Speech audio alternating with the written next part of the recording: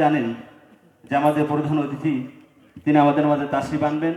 যথাসময়ে তিনি চলে আসছেন।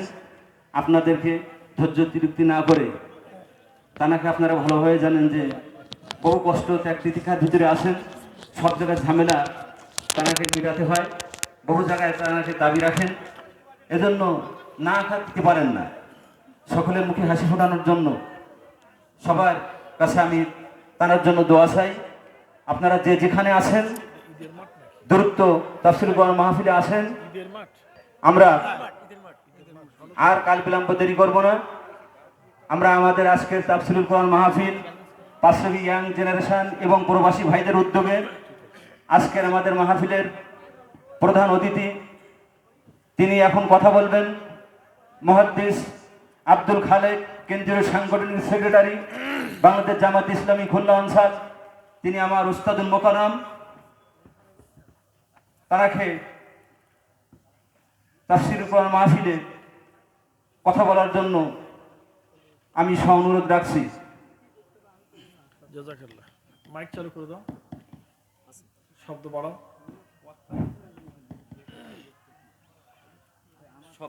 আসসালামু আলাইকুম ওয়া রাহমাতুল্লাহি ওয়া বারাকাতুহু। আপনারা সকলে ভালো আছেন? আলহামদুলিল্লাহ। আলহামদুলিল্লাহ। আল্লাহ রাব্বুল আলামিন যে শব্দটি বললে খুব খুশি হন সেটা হচ্ছে আলহামদুলিল্লাহ। আল্লাহ রাসূল হাদিসে বলেছেন রস ও শুকর। রস মানে হলো মাথা, শুকর শব্দের মানে কৃতজ্ঞতা।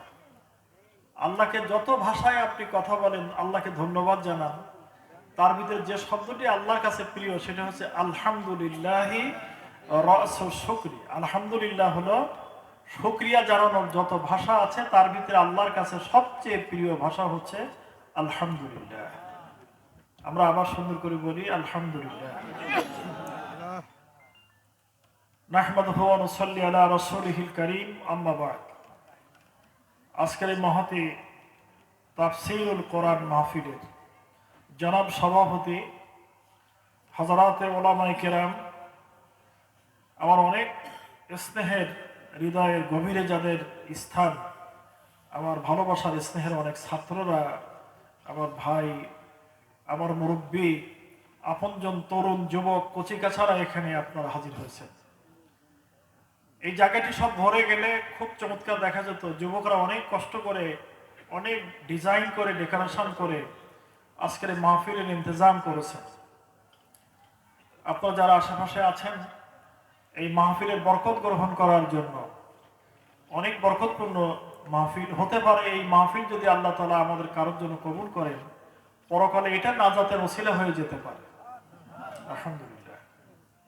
ফেরেশতারা দুনিয়াতে বিভিন্ন দায়িত্ব পালন করে, তার একটা গ্রুপ দায়িত্ব পালন করে মানুষের গতিবিধি এবং চলাফেরা তারা রেকর্ড করে। এটা একদলের কাজ হচ্ছে এটা।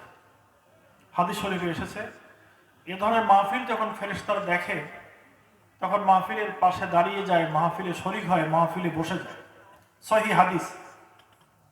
এরা যখন আল্লাহর কাছে যে রিপোর্ট করে যে আল্লাহ আজকে সারাদিনের রিপোর্টটা হচ্ছে এরকম, তখন এই মাহফিলের রিপোর্ট তারা করে। রিপোর্ট করতে যেয়ে তারা বলে যে আল্লাহ, একটা মাহফিলে ছিলাম, তারা তোমার ভালোবাসার কারণে একত্রিত হয়েছিল, কোরআন এবং হাদিসের মাহফিলে তারা বসেছিল, তারা জান্নাত চেয়েছিল, জাহান্নাম থেকে তারা পানা চেয়েছিল। আল্লাহ তাআলা বলবেন যে হে আমার ফেরেশতারা, তারা কি জান্নাত দেখেছে? জাহান্নাম কি কোনোদিন দেখেছে? না, দেখে নাই। দেখলে কি হতো? দেখলে তারা আরো জান্নাতকে পাওয়ার জন্য পাগল হয়ে যেত, জাহান্নাম থেকে বাঁচার জন্য আরো কান্নাকাটি করতো, সতর্ক থাকতো। আল্লাহ বলবেন ফেরেশতারা তোমরা সাক্ষী থাকো, আমার ওই বান্দাদের জন্য আমি জান্নাত কবুল করে নিলাম আর জাহান্নাম তাদের জন্য হারাম করে দিলাম।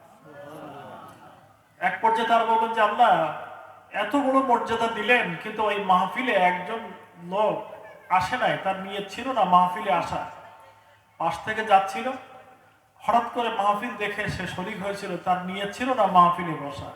আল্লাহ তুমি তাকে কি দেবে? আল্লাহ বলবেন যাও, যেহেতু তারা সব মানুষের সাথে একত্রিত হয়েছিল, একটা পবিত্র মাহফিলে তাই এসে বসেছিল, আমি ওই ব্যক্তিরও গুনাহ খাতাকে মাফ করে দিলাম, তার জন্য আমি জান্নাতকে কবুল করে নিলাম। আল্লাহু আকবার। সেই জন্য এ ধরনের মাহফিল অত্যন্ত সৌভাগ্যের বিষয়। অতএব এখানে আমরা যতক্ষণ থাকবো আল্লাহ রাব্বুল আলামিনের রহমত পাবো। ফেরেশতারা আপনার জন্য আমার জন্য দোয়া করতে থাকবেন যে আল্লাহ তার গুনাহ খাতাকে মাফ করে দাও, তুমি তারপরে দয়া করো, তার মায়া করো, তার বাপকে তার মাকে তুমি মাফ করে দাও। সূরা গাফির নামে একটা সূরা আছে কোরআন শরীফের মধ্যে, সূরা আল গাফির। এই সূরার অপর নাম হলো সূরা আল মুমিন। আপনারা এখন বাংলা ভাষায় কোরআন শরীফ আছে, তাফসীর আছে, আপনারা বাড়ি যেয়ে বা মসজিদে যেয়ে দেখবেন সূরা গাফিরের একেবারে শুরুতে আল্লাহ রাব্বুল আলামিন ফেরেশতাদের একটা দোয়া আল্লাহ তাআলা এখানে উল্লেখ করেছেন। কাদের জন্য? লিল্লাযীনা আমানু, যারা ঈমানদার তাদের জন্য আল্লাহ রাব্বুল আলামিনের কাছে ফেরেশতারা কোন ভাষায় দোয়া করেছে, কি বলেছে আল্লাহর কাছে যে আল্লাহ যারা তোমার পরে ঈমান এনেছে তুমি তাদেরকে মাফ করে দাও, তাদের বাপ মাকে মাফ করে দাও, জাহান্নামের আযাব থেকে তুমি তাদেরকে বাঁচাও।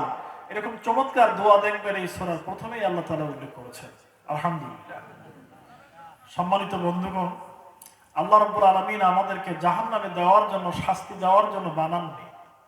আপনাকে এবং আমাকে বড় মহব্বত করে, বড় আদর করে, যত্ন করে তিনি আমাদেরকে তৈরি করেছেন। তিনি আমাদেরকে আপনার বাপ, আমার আব্বা, আমার আম্মা, আপনার আব্বা আম্মা, স্ত্রী, দুনিয়ার আপনজন যত ভালোবাসে আপনাকে আমাকে, সব ভালোবাসার ভিতরে বেশি ভালোবাসা আল্লাহ রাব্বুল আলামিন আপনাকে এবং আমাকে বেশি ভালোবাসেন। বেশি ভালোবাসা আমাদের জন্য আল্লাহ তাআলা পেশ করেন। পরিমাণটা কত? একটি হাদিস শরীফে এসেছে, একটা উদাহরণ দিয়ে ধরে নেন ভালোবাসার সংখ্যা হলো 100। এই 100 ভালোবাসার ভিতরে 99টি ভালোবাসা আল্লাহ তাআলা তার নিজের জন্য রেখে দিয়েছেন। আর একটি ভালোবাসা দুনিয়ার শুরু থেকে নিয়ে কিয়ামত পর্যন্ত সকল মানব, দানব, গরু, ছাগল, পশু, জীব, জানোয়ার, কীট পতঙ্গের ভিতরে সব ভালোবাসাকে ভাগ করে দিয়েছেন একটা ভালোবাসা মাত্র। সেই একটি ভালোবাসার জন্য দেখেন আমরা সন্তানের জন্য পাগল হয়ে যাই, আপনজনদের জন্য পাগল হয়ে যায়, কত দয়া মায়া আমরা একে অপরের প্রতি পেশ করি। এর পরিমাণ কত? একটা ভালোবাসা কিয়ামত থেকে শুরু হয়েছে, দুনিয়া থেকে শুরু হয়েছে আর কিয়ামত পর্যন্ত। আল্লাহ বলেছেন আমি আমার জন্য রেখে দিলাম 99টি ভালোবাসা। আল্লাহ কি করবেন 99টি ভালোবাসা? আপনার আমার মতন গুনাহগার ব্যক্তিদের চোখের পানিকে কবুল করবেন, গুনাহ খাতাকে মাফ করে দেবেন, পরকালে জাহান্নাম থেকে মুক্তি দিয়ে আল্লাহ তাআলা আমাদেরকে নাজাত দিয়ে জান্নাত দান করবেন। আল্লাহ মেহেরবানি করবেন। সেজন্যই তো আল্লাহ তাআলা এই 99টি ভালোবাসা তার জন্য রেখে দিয়েছেন। আমরা সকলে আল্লাহর ভালোবাসা চাই।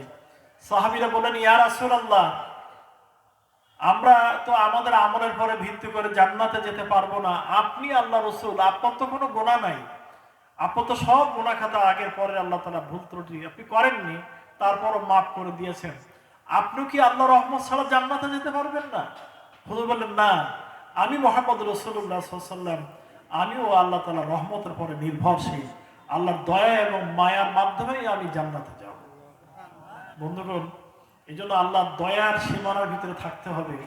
আল্লাহর রাগ আর আল্লাহর গজব যেখানে, যেখানে আল্লাহর দয়া নেই, যেখানে আল্লাহর মায়া নেই, যেখানে ক্ষমা নেই, সেখানে আমি নাই। আমি চাই কি? জাহান্নাম থেকে নাজাত, আর আমি জান্নাত পেতে চাই। আমি জাহান্নাম থেকে মুক্তি চাই এবং আমি জান্নাত পেতে চাই। এটাই আপনার আমার সকলের একটা টার্গেট, যে আমরা জাহান্নাম থেকে মুক্তি পেয়ে আমরা জান্নাতে যেতে চাই। এই জন্যই আমরা দুনিয়াতে এসেছি। আল্লাহ তাআলা এর জন্য আমাদের দায়িত্ব দিয়েছেন দুইটা। এই কাজটার জন্য দায়িত্ব হলো আমাদের জন্য দুইটা। একটা হলো ইবাদত,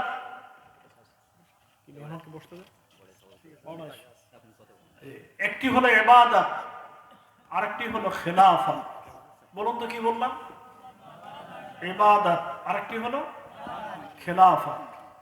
এই দুটি দায়িত্ব আমাদের জন্য। আমাদের আগে যে উম্মতরা ছিলেন, আমাদের আগে যত উম্মত ছিলেন, যত নবী পৃথিবীতে এসেছেন, তাদেরকে আল্লাহ রাব্বুল আলামিন এই খেলাফতের দায়িত্ব ফরজ এবং জরুরি করে দেন নাই। কিন্তু আল্লাহ তাআলা আপনাদের মর্যাদা বাড়িয়ে দিয়েছেন। আপনাদের মানে উম্মতে মুহাম্মাদীকে, আমাদের মর্যাদাকে আল্লাহ তাআলা বাড়িয়ে দিয়েছেন, যে আমরা উত্তম নবী পেয়েছি। সাইয়্যিদুল মুরসালিন, সকল নবীদের সেরা নবী আপনার এবং আমার নবী। আলহামদুলিল্লাহ।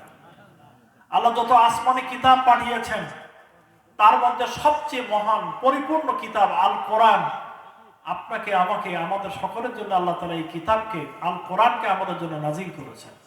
আলহামদুলিল্লাহ।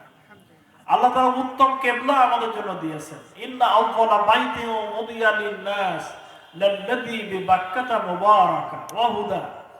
আল্লাহ তাআলা হেদায়েতের ঘর, বরকতের ঘর, কাবা, দুনিয়ার প্রথম তাওহীদের ঘর, এই ঘরটিকে আল্লাহ তাআলা আমাদের জন্য কিবলা বানিয়েছেন। সুবহানাল্লাহ। সপ্তাহের সবচেয়ে উত্তম দিন শনিবার না, রবিবার না। ইহুদিরা চেয়েছিল, নাসারারা চেয়েছিল যে সপ্তাহের ইবাদতের দিন হিসাবে, হে আল্লাহ তুমি আমাদের জন্য শনিবার দান করো, রবিবার দান করো। আল্লাহ বলে তোমরা চেয়ে নাও, তোমরা যেটা চাইবা ওইটা দেব। আল্লাহ কারোর জন্য দিলেন শনিবার, কারোর জন্য দিলেন রবিবার। কিন্তু আল্লাহ রাসূল বলছেন সপ্তাহের সাইয়্যিদুল আইয়াম, সপ্তাহের সবচেয়ে উত্তম দিন হলো ইয়াউমুল জুমআ। এই জুমার দিনটিকে রেখে দিলেন আল্লাহ তাআলা আমার উম্মতদের জন্য। সুবহানাল্লাহি ওয়া বিহামদিহি। কত নিয়ামত আল্লাহ তাআলা আপনাকে আমাকে দান করেছেন। হুজুর বললেন যে আমার উম্মতদের মধ্য থেকে জান্নাতে পা না দেওয়া পর্যন্ত অন্য কোন নবীর উম্মতরা জান্নাতে ঢুকতে পারবেন না। সুবহানাল্লাহি ওয়া বিহামদিহি। কত মজা লাগে না? দেখেন আল্লাহ তাআলা কত মায়া, কত দয়া করে আপনাকে বানিয়েছেন। আপনাকে এবং আমাকে শাস্তি দেওয়ার জন্য আল্লাহ তাআলা বানাননি, খামাখা তৈরি করেননি। নির্দিষ্ট একটা সময়ের জন্য আমরা পৃথিবীতে এসেছি, সেই সময়ের জন্য আমরা এখান থেকে আবার চলে যাব। একজন কবি বলেছেন, जितने मर्द इस चमन में और जितने जानवर, जितने मर्द इस चमन में और जितने जानवर, अपना अपना बोलिया सब बोल कर उड़ जाएंगे। কবি বলেছেন যে আমরা এটা একটা বাগান, এই বাগানে পাখি যেমন আসে কিসিমিসি করে দেখে কিছু ফল ফলাদি খেয়ে আবার সন্ধ্যাবেলা তার বাসায় ফিরে যায়, আমরাও এরকম এসেছি অল্প সময়ের জন্য এই বাগানে কিছু কিসিমিসি পাখির মতন ডাকাডাকি করে আবার আমাদের আখিরাতের ঠিকানায় সকলেই আমরা ফিরে যাব। ইহা কে সব মুসাফির হ্যায়, ওহা আখের ঠিকানা হ্যায়, কোই আগে রওয়ানা হ্যায়, কোই পিছে রওয়ানা। এটা হলো মুসাফিরের জায়গা, এটা থাকার জায়গা, এটা মুসাফির খানা। কেউ আগে যাবে, কেউ পরে যাবে, যেতে হবেই এখান থেকে। জাগা জি লাগানে কি দুনিয়া নেহি হ্যায়, এখানে স্থায়ী বসবাস করার জায়গা নয়। এই ইবরাত কি যা হ্যায় তামাশা নেহি হ্যায়, এটা শিক্ষার জায়গা, এটা ক্লাসরুম। এটা ক্লাসে তুমি এসেছো, পরীক্ষা দিতে হবে তোমাকে, তোমাকে লেখাপড়া করে পরীক্ষার হলে যেতে হবে, কবরে ঢুকতে হবে। তা না হলে তামাশার জীবনযাপন করার জন্য এই জায়গা নয়। আমি বলছিলাম যে আল্লাহ তাআলা আপনার এবং আমার সামনে দুটো দায়িত্ব দিয়েছেন আমাদের জন্য। একটা হলো ইবাদত, আর একটা হচ্ছে খেলাফত। এই দুটোই আমাদের দায়িত্ব। দুই দায়িত্ব পালন না করলে আল্লাহ রাব্বুল আলামিন তিনি আমাদেরকে কঠিন জবাবদিহির আওতায় নেবেন। ইবাদত শব্দের বাংলা মানে হলো দাসত্ব করা, গোলামি করা। আল্লাহর দাসত্ব করা, আল্লাহর গোলামি করা। নামাজ, রোজা, হজ, যাকাত শুধু এই কয়টার ভিতরে না। আল্লাহ রাব্বুল আলামিন তার রাসূলের কাছে যে দিন, যে হুকুম, যে শরিয়াত পাঠিয়েছেন, আমরা আরবিতে বলি শরিয়াত। শরিয়াত মানে হলো বিধি বিধান, অর্ডিন্যান্স, হুকুম আহকাম, নিয়ম নীতি, আদর্শ, কৃষ্টি, কালচার, সভ্যতা, অর্থনীতি, রাজনীতি, সব কিছু মিম্মা যা বিহি, রাসূলের কাছে আল্লাহ তাআলা যা পাঠিয়েছেন সবটাকে মেনে নিতে হবে, সবটাকে স্বীকার করতে হবে, আমল করতে হবে। সবটাকে মেনে নিতে হবে, সবটাকে জীবনে কার্যকর করতে হবে। এইটার নাম হলো ইবাদত। এটার নাম কি বলুন? ইবাদত। আর এইটাকে প্রতিষ্ঠা করার জন্য, এইটাকে কার্যকর করার জন্য সমাজে, ব্যক্তি জীবনে, রাষ্ট্রীয় জীবনে, সকল ক্ষেত্রে এটাকে কায়েম করা, প্রতিষ্ঠা করা, দাল করানো, হুকুম জারি করা, রাষ্ট্রীয় ক্ষমতায় নিয়ে যাওয়া, এটা হলো খেলাফতের দায়িত্ব। আচ্ছা, আমি একটা দৃষ্টান্ত দিলে আপনারা সহজভাবে বুঝবেন। ধরেন আপনার সামনে, আপনি রাস্তায় দাঁড়িয়ে আছেন ঈদগাহর পাশে, আপনার সাথে কিছু কালোবাজারি ব্যক্তিরা ইন্ডিয়ান কিছু মাল নিয়ে চলে যাচ্ছে। কোনো গোয়েন্দা সংস্থার ঊর্ধ্বতন কর্তৃপক্ষ যদি এটা টের পায়, আর আপনি দাঁড়িয়ে আছেন, আপনার সামনে দিয়ে ইন্ডিয়ার মাল চলে গেল, এর জন্য আপনাকে গ্রেপ্তার করতে পারবে ফৌজদারি কোনো আইন আদালতের মাধ্যমে? পারবে না। কিন্তু একজন পুলিশ যদি দাঁড়ায় থাকে, একজন বিজিবির সদস্য যদি দাঁড়িয়ে থাকে, আর তার সামনে দিয়ে যদি ভারতীয় অবৈধ মালামাল যদি পাচার হয়, সরকার রাষ্ট্রবিরোধী কোনো কাজ যদি পুলিশের সামনে যদি কোনো অঘটন ঘটে, তখন ওই পুলিশের কি চাকরি থাকবে? তাকে দৌড়াতে হবে, তাড়াতে হবে, ধরার চেষ্টা করতে হবে। এটা সরকারের আইন বাস্তবায়ন করার জন্য তার একটা অতিরিক্ত ডিউটি আছে। একটা হলো একজন পুলিশ, একজন বিজিবি, একজন আর্মি, সে খাকি পোশাক পরেছে, গভর্নমেন্ট তাকে রাইফেল দিয়েছে, তার মর্যাদা দিয়েছে, তার বেতন বাড়িয়ে দিয়েছে। তার দায়িত্ব হলো নিজে সরকারের আইন মানবে এবং অন্যদের পরে সরকারের আইন কি করবে বলুন? মানাবে, বাধ্য করবে। আপনার দায়িত্ব দুইটা। আপনি কিন্তু আল্লাহর সেনাবাহিনী, আপনি কিন্তু আল্লাহর পক্ষ থেকে পুলিশের দায়িত্ব আল্লাহ আপনাকে দিয়েছেন। আপনি ব্যক্তিগত জীবনে কোরআনের আইন মানবেন এবং সমাজে এবং রাষ্ট্রে এই কোরআনের আইন মানার জন্য প্রতিষ্ঠা করার জন্য আপনি দায়িত্ব পালন করবেন। এইটার নাম খেলাফত। এই দুটো দায়িত্ব আমাদের পরে। আল্লাহ বলেছেন কোরআন শরীফের ভিতরে, ইন্নী জাইলুন ফিল আরদি কি বলুন? খলিফা। আমি তোমাদেরকে পৃথিবীতে আল্লাহর খেলাফাতান, অন্য আয়াতে আল্লাহ বলেছেন খলাইফা, কোথায় বহু বছর বলেছেন আমি তোমাদেরকে খেলাফতের দায়িত্ব দিলাম। আমার চাহিদাকে তোমরা পূরণ করবা, আমার দাবিকে তোমরা রক্ষা করবা, আমার কোরআনের হুকুমকে তোমরা বাস্তবায়ন করবা। এটা আমি তোমাদেরকে দায়িত্ব দিলাম। এই দায়িত্ব হলো তোমাদের খেলাফতের দায়িত্ব। আর ব্যক্তিগত জীবনে আল্লাহর হুকুম আহকাম যা আল্লাহ তাআলা তার রাসূলের কাছে পাঠিয়েছেন সেটাকে ব্যক্তিগত জীবনে আমল করবা। এটা তোমাদের ইবাদতের দায়িত্ব। ব্যক্তিগতভাবে ব্যক্তিগত জীবনে পালন করব, এটা হলো ইবাদত। আর এটাকে আমি সমাজে, দেশে, রাষ্ট্রে, অর্থনীতিতে, কোর্টে, আদালতে, সুপ্রিম কোর্টে, হাইকোর্টে এটাকে কার্যকর করব, এই করার চেষ্টা করব। করাই আপনার দায়িত্ব না। আপনার দায়িত্ব হলো জান দিয়ে, মাল দিয়ে, কথা দিয়ে, বুদ্ধি দিয়ে, পরামর্শ দিয়ে, সমর্থন দিয়ে, ভালোবাসা দিয়ে এটার জন্য চেষ্টা করা। এইটার দায়িত্ব হচ্ছে খেলাফতের দায়িত্ব। এই দুই দায়িত্ব যদি আমরা পালন না করি তাহলে আল্লাহ রাব্বুল আলামিনের কাছে আমাদের আদালতে আখিরাতে দাঁড়াতে হবে এবং জবাবদিহি করতে হবে। যদি জবাব দাও, আমাদেরকে এক পা আল্লাহ তাআলা তুলতে দেবেন না, আমাদেরকে জবাবদিহি করতে হবে। হাদিস শরীফে এসেছে, তিরমিজি শরীফের হাদিস, আল্লাহ রাব্বুল আলামিন মেহেরবানি করে আমাদের পরীক্ষার হলে যাওয়ার আগে প্রশ্নকে আউট করে দিয়েছেন। আল্লাহ কত মেহেরবান দেখেন। ছাত্ররা আমরা যারা পরীক্ষা দেই, পরীক্ষার হলে ঘন্টা পড়ার আগে কি প্রশ্ন পাওয়া যায়? এই প্রশ্ন যদি কারো কাছে পাওয়া যায়, পুলিশ তাকে কি করবে? গ্রেফতার করবে, মামলা হবে যে প্রশ্ন আউট হয়ে গেছে ঘন্টা পড়ার আগে। কিন্তু আল্লাহ রাব্বুল আলামিন এত বড় মেহেরবান আপনাদের জন্য, আমাদের জন্য। তিনি মেহেরবানি করে আপনি কবরের পরীক্ষার হল, কবর হচ্ছে একটা পরীক্ষার হল, পরীক্ষার হলে ঢোকার আগেই কবরের প্রশ্নকে আপনার জন্য আল্লাহ তাআলা আউট করে দিয়েছে। দেন নাই? কি বলেন নাই? কবরের ভিতরে 3টা প্রশ্ন আছে না? তাহলে কবরে কি প্রশ্ন করা হবে আল্লাহ তাআলা আগের থেকে জানাই দিয়েছেন আপনাকে, আমাকে, আমাদের সকলকে, যে কবরের ভিতরে আসলে এই পরীক্ষার হলে কিন্তু তোমাকে 3টে প্রশ্নের সম্মুখীন হতে হবে, এর জবাব রেডি করে আসো। আগের থেকে যদি প্রশ্ন আউট করা হয় আর এই প্রশ্নের জবাব যদি কোনো ছাত্র না ঠিক করে, তার মতন বোকা ছাত্র কি আর আছে?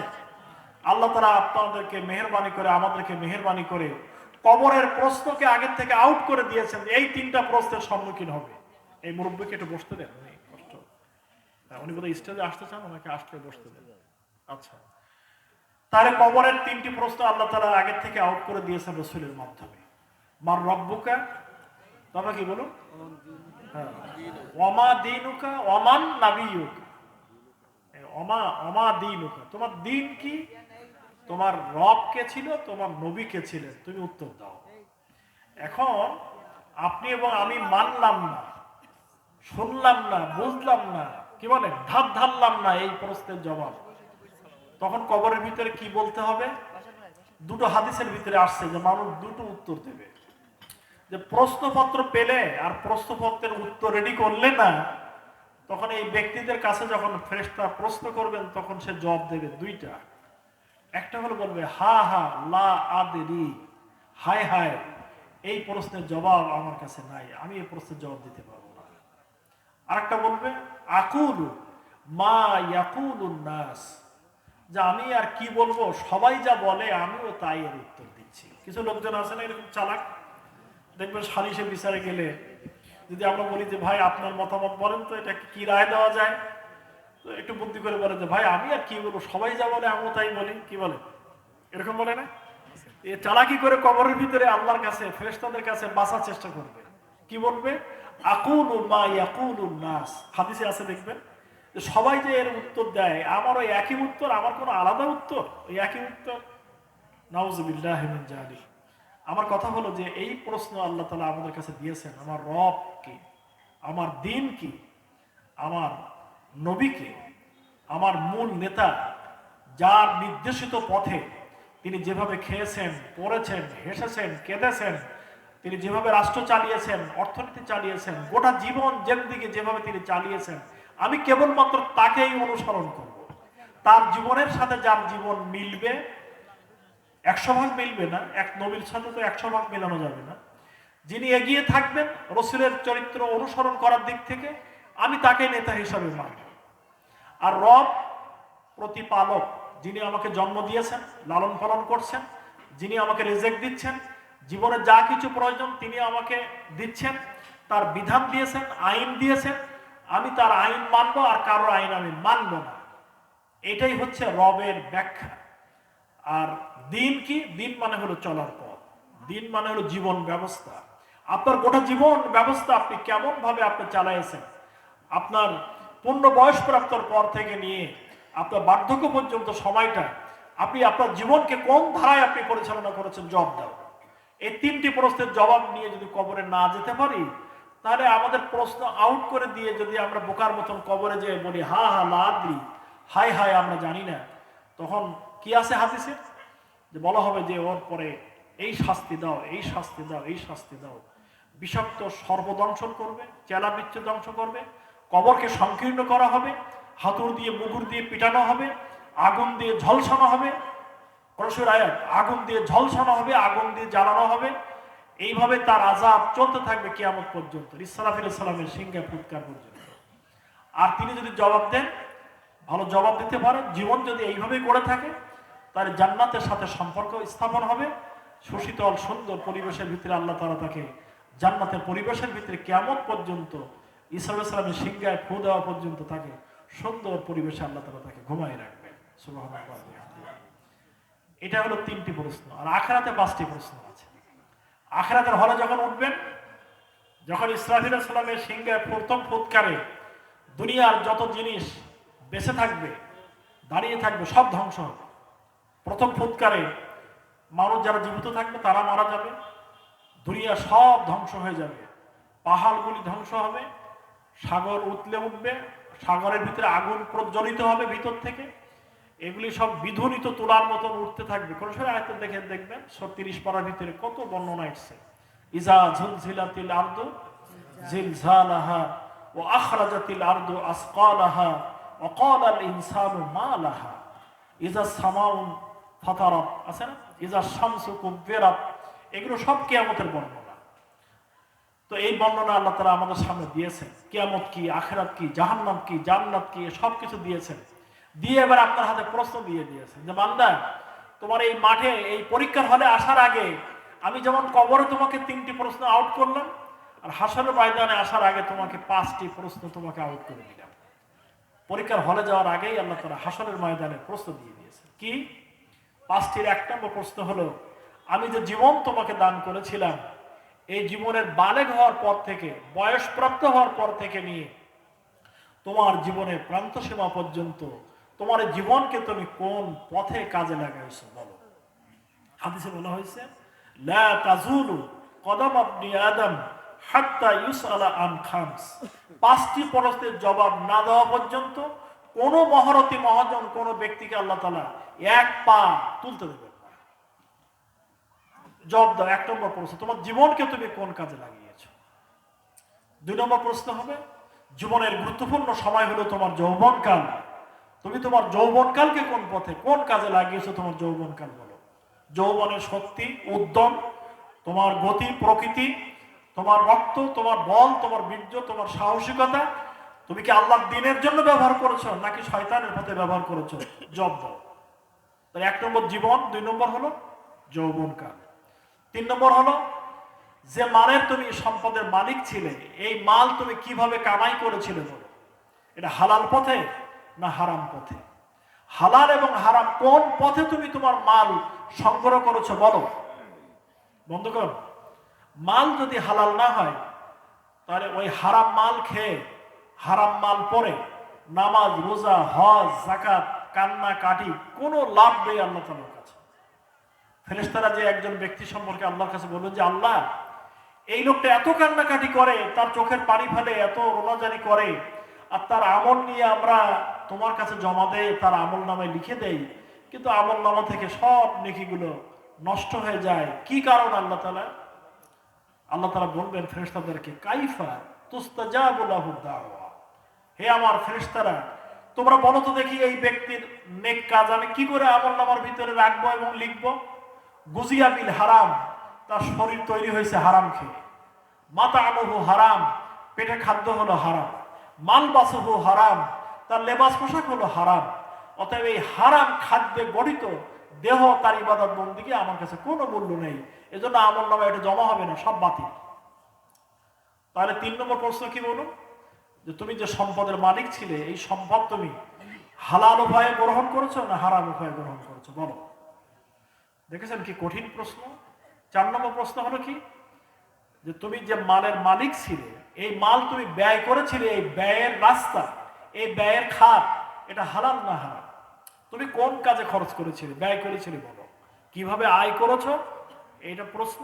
4 নম্বর প্রশ্ন হলো তুমি কোন কাজে তোমার মালকে ব্যয় করেছো। আয় এবং ব্যয়। 1 নম্বর হলো জীবন, 2 নম্বর কি যৌবন। জীবন কোন কাজে লাগিয়েছো, যৌবন কোন কাজে লাগিয়েছো, আয় কিভাবে করেছো, আর ব্যয় কোথায় করেছো। এবার 5 নম্বর প্রশ্ন হলো, আমি তোমাকে যে বিবেক দিয়েছিলাম, তোমাকে যে জ্ঞান দিয়েছিলাম, তুমি দেখোনি কত পাগল, তাদের ব্রেন শর্ট করার কারণে, তাদের আকল না থাকার কারণে তাদের জীবন কেমন। আমি তোমাকে মহামূল্যবান নিয়ামত দান করেছি, তোমাকে আমি জ্ঞান দিয়েছিলাম। ফাআলহামাহা ফুজুরাহা ওয়া তাকওয়াহা, তুমি ভালো আর মন্দ বোঝার ক্ষমতা আমি তোমাকে দিয়েছিলাম। তুমি এটা জানতে যেটা ন্যায়, এটা অন্যায়। তারপরে বলো, আমার এই বিবেক পাওয়ার পর, আমার এই জ্ঞান পাওয়ার পরে তুমি তোমার বিবেককে কোন কাজে, কোন পথে তোমার জ্ঞানকে তুমি কাজে লাগিয়েছো। দুষ্টুমি করা, ক্লিকবাজি করা, দুষ্টুমি করা, খারাপ পথে, কোরআন বিরোধী পথে চলা, কোরআনের বিপক্ষে অবস্থান নেওয়া, আল্লাহর দ্বীনের বিপক্ষে তোমার জ্ঞান প্রজ্ঞাকে কাজে লাগানো, কোন কাজে লাগিয়েছো তুমি জবাব দাও। না দেওয়া পর্যন্ত 1 কান পা তোমাকে তুলতে দেওয়া হবে না। যখন তিনি লাজবাব হয়ে যাবেন, তখন এবার ফেরেশতাদেরকে বলবে, ভাগ্যুল্লুহু, ধরো তাকে, বাঁধো, হ্যাঁ, তারপর তাকে জাহান্নামে নিক্ষেপ করো। কিভাবে নিক্ষেপ করো? মাথাটা নিচের দিকে দাও আর পাটা উপর দিকে দাও, টানতে টানতে, হাসরাতে হাসরাতে জাহান্নামের ভিতরে, হ্যাঁ, ফাআলকুহু ইলাল জাহিম, তাকে জাহান্নামের ওই মাঝখানে ঠ্যাং ধরে চেলে ফেলে দাও। কোন সে আয়াত।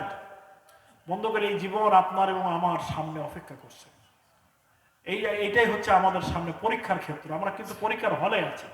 এই জন্য এই 8টি প্রশ্ন যেটা আল্লাহ তাআলা আগেই আমাদেরকে জানাই দিয়েছেন, যে আমাদের ইবাদত, আমাদের খেলাফত, এই ইবাদত এবং খেলাফতের দায়িত্ব পালন করতে যে আমাদের সামনে পরীক্ষার হল, এই একটা হলো কবর আর একটা হলো হাসরের ময়দান।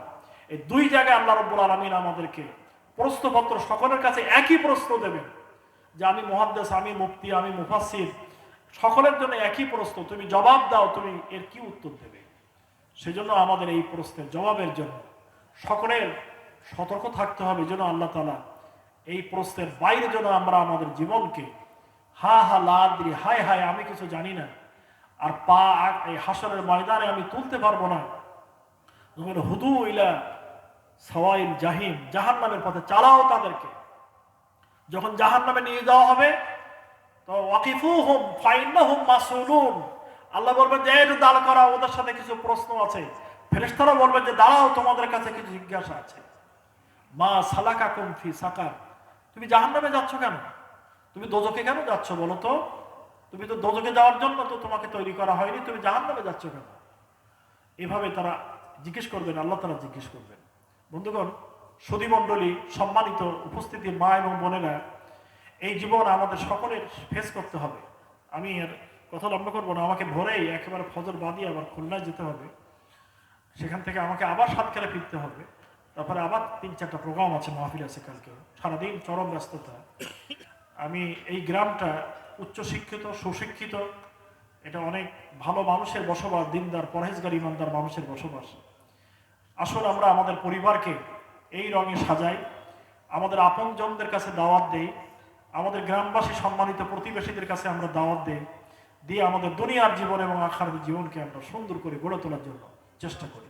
বন্ধুগণ, কয়েকদিন আগে এই 15-16 বছর আমি এসে আপনাদের সামনে দেখা করব, কথা বলবো, এরকম কোনো পরিবেশ আমাদের সামনে ছিল না।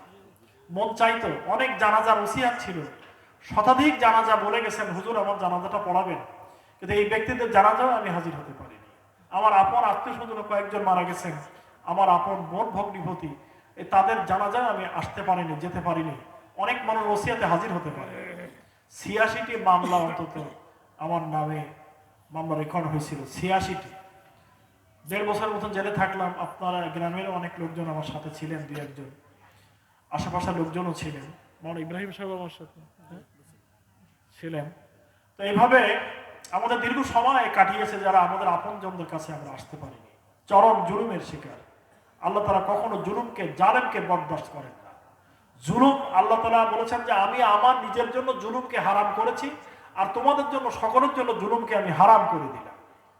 যে 86টি মামলা আমার নামে, আপনাদের নামে ওইরকম মামলা আছে, একটা মামলার একটা বিন্দুর সাথে আমার জীবনের কোনো সম্পর্ক নাই, অথচ 86টি মামলা আমার নামে এই সরকার দিল। এবং আমাদের যারা আমাদের সারা দুনিয়ার অহংকার, মুসলিম জাতির অহংকার, হযরতে মাওলানা দিলওয়ার হোসেন সাইদি, তিনি কি কোনো দলের, তিনি কোনো ব্যক্তির, তিনি দেশের, সারা দুনিয়া যার জন্য কাবা ঘরের দরজা খুলে দেওয়া হয়েছে, সৌদি গভর্নমেন্ট রাজকীয় সম্মান দিয়ে তার কাবা ঘরের ভিতরে ঢুকে তার নামাজ আদায় করার সুযোগ করে দিয়েছে।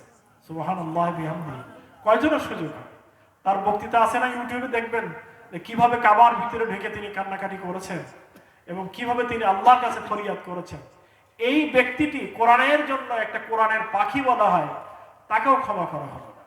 শেষ পর্যায়ে কি করা হলো, তার দেহে আমি দেখেছি নিজে, তার লাশ তো ঢাকা থেকে আমি ছিলাম, তার শরীরের ভিতরে এরকম চাকা চাকা লাল লাল দাগ হয়ে গেল নাভির চারিপাশে, তার মুখে, তার বুকে, তার পিঠে, শরীরের বিভিন্ন জায়গায় এরকম রক্ত জমা বেঁধে গেল। তাতে যারা দেখেছিল লাশ সকলেই বলেছে তাকে মারাত্মক বিষ প্রয়োগ করে তাকে হত্যা করা হয়েছে। এমনিভাবে আমাদের সম্মানিত আমিরি জামাত মাওলানা মতিউর রহমান নিজামী, আমি যখন হজে গেলাম প্রথম, রাবেতা আলমে ইসলামীর একটা সম্মেলনে আমি দাওয়াত পেলাম। আমাদের মাননীয় সাবেক এমপি মহোদয় মারহুম প্রিন্সিপাল আব্দুল খালেক সাহেব হুজুর আমার সাথে একসাথে আমরা হজে গিয়েছিলাম। তো রাবেতা আলমে ইসলামী, সৌদি গভর্নমেন্ট 1000 যারা আগে অমুসলিম ছিলেন, খ্রিস্টান, বৌদ্ধ, হিন্দু, বিভিন্ন ধর্মের লোক, ইহুদি নাসারা, যারা বড় বড় পণ্ডিত, তারা ইসলাম গ্রহণ করছে। সৌদি গভর্নমেন্ট তাদেরকে দাওয়াত দিয়ে রাজকীয় মেহমান হিসেবে হজে দাওয়াত দিয়েছিলেন, আর তাদেরকে নিয়ে একটা সম্মেলন করেছিলেন। তারা কেন ইসলাম গ্রহণ করলেন এই বক্তব্য তাদের কাছ থেকে শোনার জন্য। তো আমরা 8 জন কার্ড পেয়েছিলাম ওই সম্মেলনে যোগদান করার জন্য। এই সম্মেলন থেকে যখন আমি বেরিয়ে আসছি, আমরা যখন বেরিয়ে আসছি একটা প্রোগ্রামের পরে, তখন আমাদের কিছু বই দেওয়া হচ্ছে রাবেতা আলমে ইসলামী পক্ষ থেকে, এক বান্ডেল করে বই দেওয়া হচ্ছে। বই অনেক ওজন, দামি পেজ। আমি এক হাতে নিলাম, আর খুব কৌতূহল, আমি ওই হাঁটতেছি, গলি দিয়ে আসতেছি, আর ওই একটা বই টান দিলাম। টান দিয়ে দেখলাম একটা বড় ম্যাগাজিন, আরবি ভাষায় লেখা। এই ম্যাগাজিনের প্রথমেই যার ছবি এবং প্রবন্ধ লেখা, তার নাম দেখলাম মাওলানা মতিউর রহমান নিজামী। তিনি রাবেতার সম্মেলনে গিয়েছিলেন, তিনি যে ভাষণ দিয়েছিলেন সেটা ছবি সহ একদম ওনার বক্তৃতাটা এই ম্যাগাজিনের ভিতরে প্রথমে স্থান দেওয়া হয়েছে। তিনি সারা পৃথিবীর বাছাই করা প্রথম পর্যায়ের লিডারদের মধ্যে তিনি 500 জন সারা পৃথিবীর ভিতরে বাছাই করা ব্যক্তির ভিতরে একজন ছিলেন। এই ব্যক্তিকে কোনো দলে, মরহুম শেখ মুজিবুর রহমান সাহেব, তিনি আমাদের দেশের স্বাধীনতার স্থপতি ছিলেন।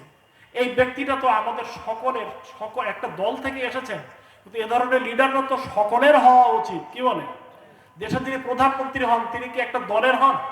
তার স্বভাব পড়তে হয় যে আমি সকলের পরে ন্যায় বিচার করব, কারোর পরে বিরাগ ভাজন হব না, কারোর পেয়ে বশীভূত হয়ে কারোর দিকে জুলুম করব না, অন্যায় করব না, এসব করতে হয়। নির্বাচন হয়, নির্বাচনের পরে যখন এমপি হয়, প্রধানমন্ত্রী হয়, তখন এই রকম কি কোনো দলের থাকে বলেন? তখন জনগণের হয়ে যায়। কিন্তু এনারা কি হয়ে গেলেন? অন্ধ হয়ে গেলেন, একেবারে অন্ধ হয়ে একপেশে হয়ে চরম জুলুম আর নির্যাতনের ইসলামগুলো চালালেন।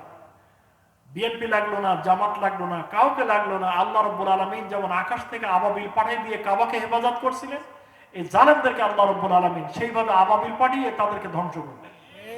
তাদের ধ্বংস তাদের নিজেরাই কর্মফল, এটা আর কারো লাগেনি। আমরা কেউ জুলুম করব না, আমরা কেউ অন্যায় করব না, অবিচার করব না, আমরা জালেম হব না। জালেমদেরকে আল্লাহ তাআলা কখনো ক্ষমা করেন না। এই জন্য আসুন, সুন্দর একটা সমাজ গড়ার পরিবেশ আল্লাহ তাআলা দান করেছেন। আমাদের সামনে কোরআন এবং সুন্নাহ। আমরা ব্রিটিশের আইন দেখেছি, আমরা মানুষের তৈরি করা অনেক মতবাদ দেখেছি, অনেক দফা আমরা দেখেছি, 11 দফা, 6 দফা, 18 দফা, 19 দফা, 31 দফা, কত দফা আমরা দেখেছি।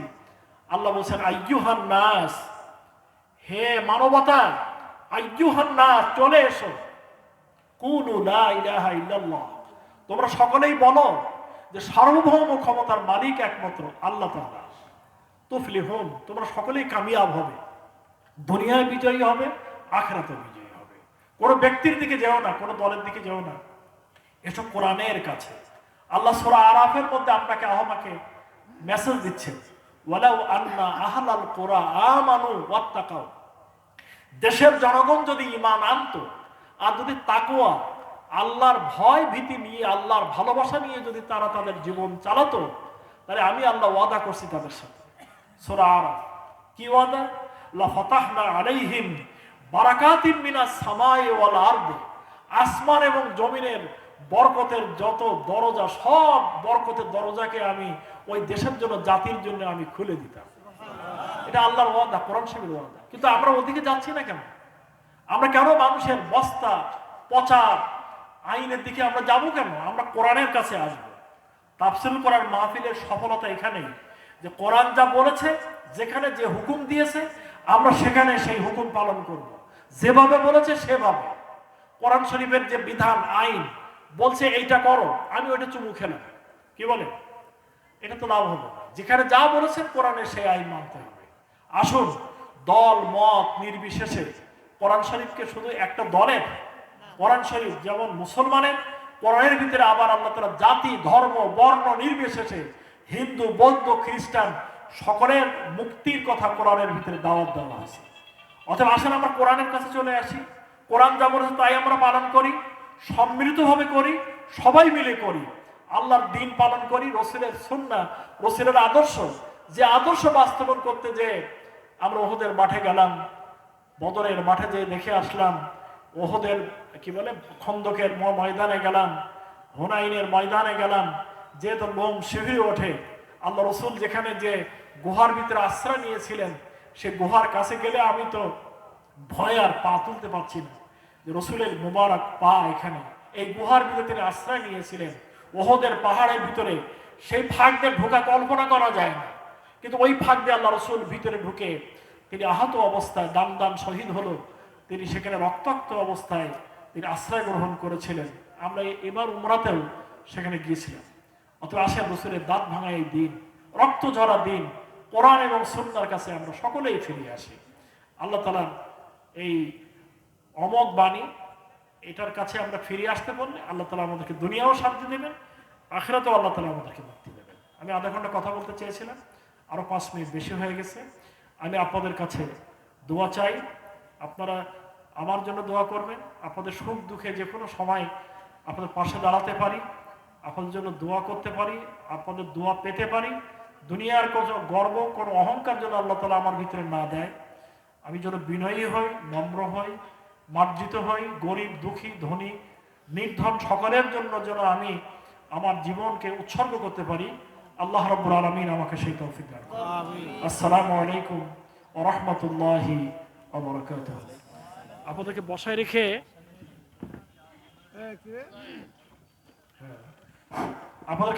আমি একটা বিদায় নিচ্ছি। আপনারা বেয়াদবি নেবেন না। আমাকে আবার ভোরবেলা ফজরের নামাজ পড়ে চলে যেতে হবে যেহেতু, সেজন্য আপনারা আমাদের দোয়া করবেন। জি, ফি আমানিল্লাহ।